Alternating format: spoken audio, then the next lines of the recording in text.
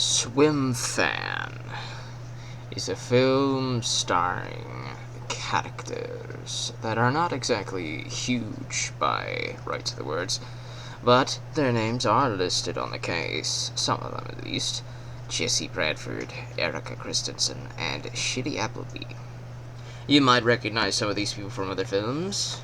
For me, for many of them, it's my first time seeing them. It's directed by John Paulson.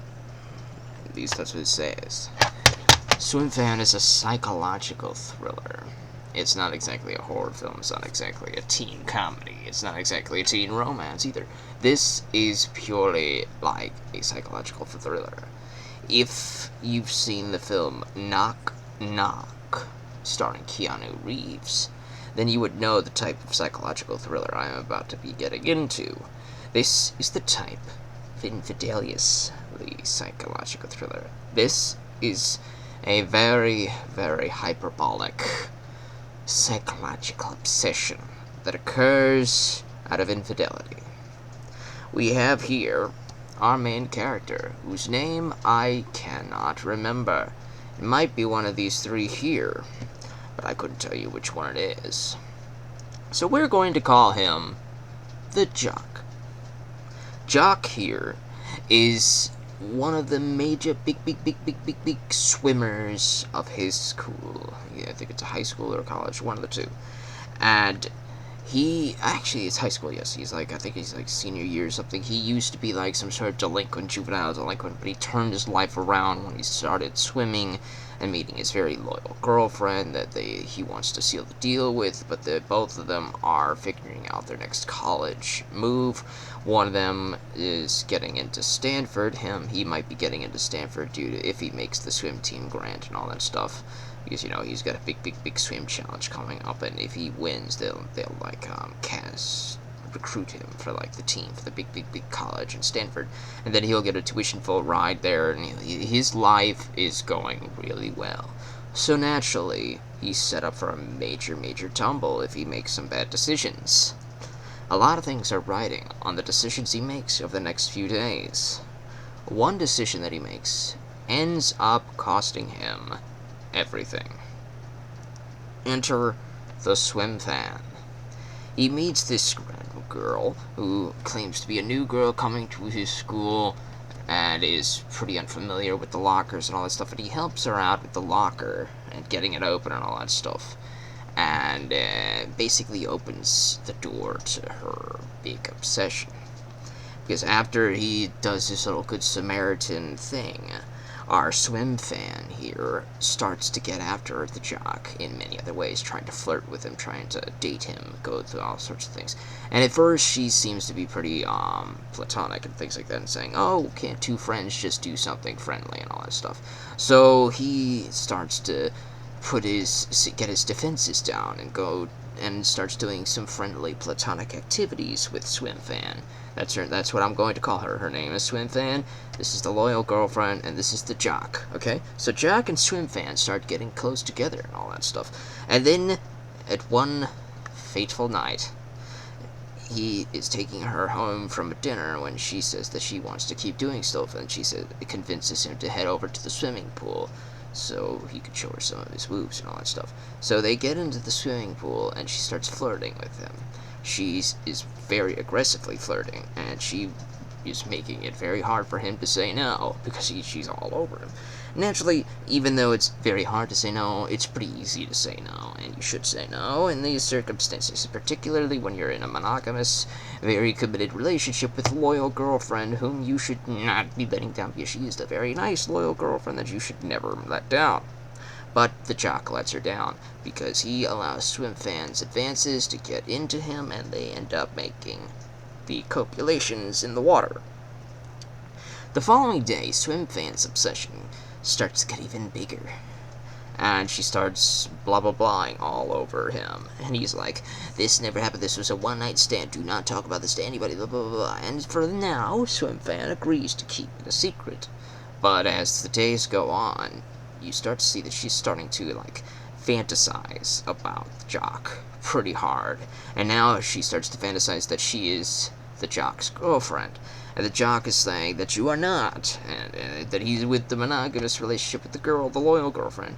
And then things start to go out of control, because if Swimfan can't have the jock, then nobody can have the jock. But Swimfan starts dating the jock's rival on the swim team. We're gonna call him Chad. The Chad and the jock. So the jock's rival, Mr. Chad, Swimfan starts dating the Chad to get to the jock, to make the jock jealous. That the jock's not jealous, because the jock actually wants Swimfan to get away from him. And then he starts getting a bunch of text messages and all sorts of stuff on his computer from a username named Swimfan something, with some numbers and whatever.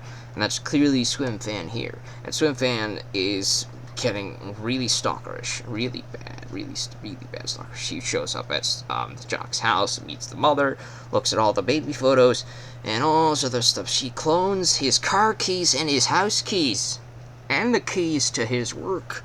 He works at a hospital. He dispenses medication to all the patients at the hospital and stuff like that, right? So, when Swimfan starts getting angry at the jock, she starts to sabotage his entire life. Naturally, she cloned his car keys, his house keys, and his work keys. So the first thing he does is he jeopardizes his work by switching the medicines out in the locked cabinets and all that stuff. He double-checked, and he triple-checked all the medicine, but after he triple-checked it, she goes in and sabotages the medicines and all that stuff. So he starts dispensing the medicine out to all the patients, and the patients start getting sick and sick and sick and sick. And one of them almost dies, going into cardiac arrest and all that stuff.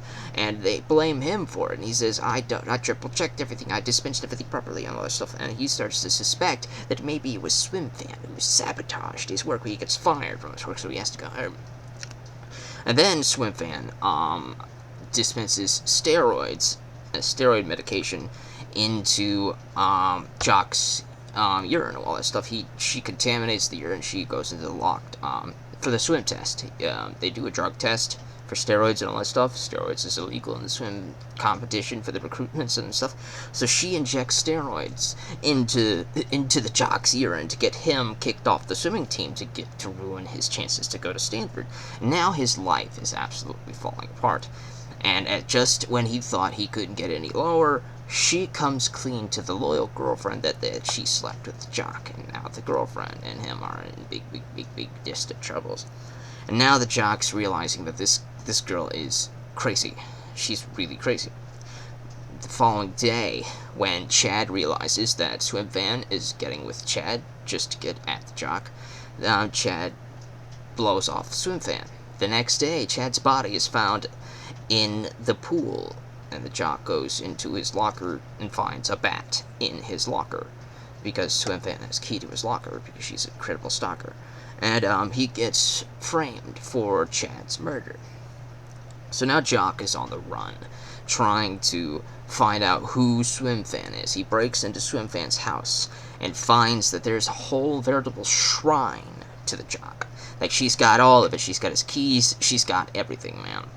And he realizes that he's in for his life here. This is some pretty dangerous stuff, right?